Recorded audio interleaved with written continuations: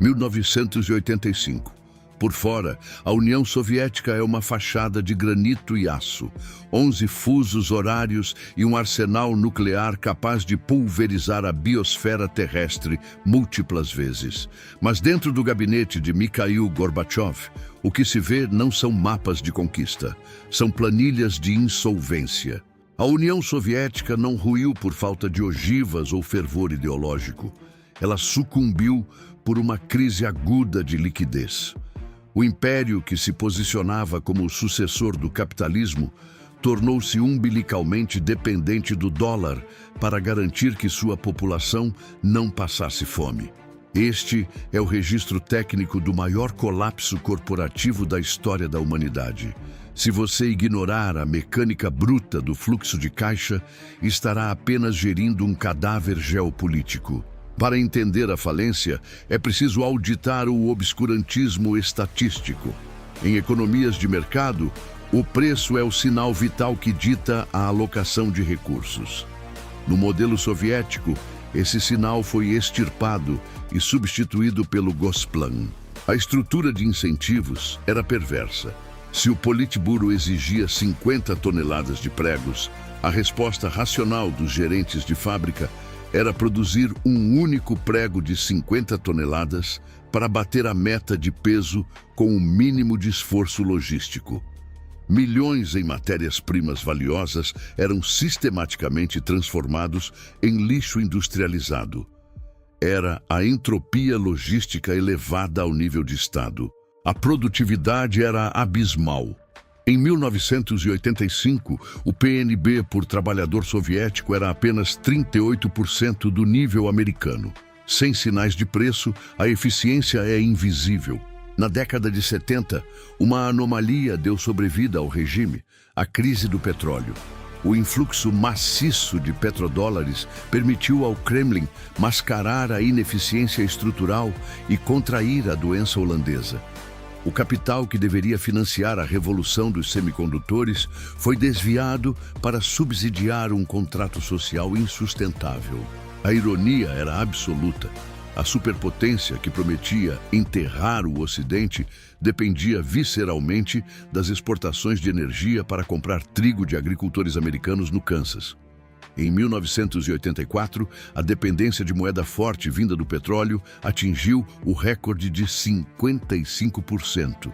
O Estado soviético tornou-se um viciado em commodities, operando com uma liquidez que não lhe pertencia.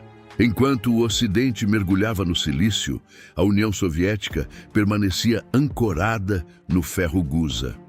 O sistema de planejamento centralizado era fundamentalmente incompatível com a natureza de alto risco da indústria tecnológica. Em 1987, os Estados Unidos possuíam 25 milhões de microcomputadores. A União Soviética, apenas 200 mil. O Politburo temia que qualquer computador conectado a uma impressora se tornasse uma prensa tipográfica subversiva. O medo político bloqueou a inovação individual, criando um computing gap irreversível. Estima-se que 90% da tecnologia soviética fosse cópia ou roubo de propriedade intelectual ocidental. 1986 foi o trauma agudo que precipitou a falência técnica através de 3 vetores independentes. Primeiro, o atoleiro no Afeganistão, um dreno constante de 3 bilhões de rublos anuais e a destruição da moral militar. Segundo, a catástrofe de Chernobyl, o custo de contenção de 18 bilhões de rublos provou que a engenharia socialista era uma ameaça à vida. Bielorrússia chegou a gastar 22% do seu orçamento nacional apenas em mitigação. Terceiro, o golpe de misericórdia veio do mercado de energia. Um acordo estratégico entre Washington e Riad inundou o mercado. O preço do barril despencou 68% em uma única noite financeira. A receita externa da União Soviética evaporou. Sem dólares, o império não podia mais comprar pão. Enquanto Gorbachev tentava a perestroika, a elite burocrática, a nomenclatura, já preparava a liquidação de ativos. Eles entenderam primeiro que o navio estava afundando. O colapso de 1991 não foi um evento político. Foi um leilão de ativos estatais disfarçado de revolução. Através da Lei de Cooperativas de 1988, diretores de fábricas tornaram-se donos das fábricas.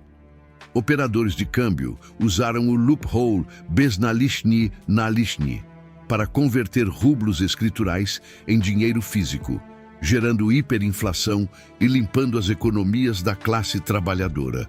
O Estado faliu para que uma nova classe de oligarcas pudesse nascer com o patrimônio público sob custódia privada. Quando a bandeira vermelha desceu pela última vez, o Vneshekonombank estava em default técnico. O estoque físico de ouro, que não era pesado desde a era Stalin, simplesmente havia se dissipado em redes offshore como a Fimaco. A lição definitiva. O poder político é uma subsidiária da saúde econômica. A União Soviética tentou revogar as leis básicas da economia, o sinal de preço, a inovação e a disciplina de caixa. No final, as leis da economia executaram o despejo da superpotência. O martelo e a foice não caíram no campo de batalha. Eles foram levados a leilão por quem deveria protegê-los.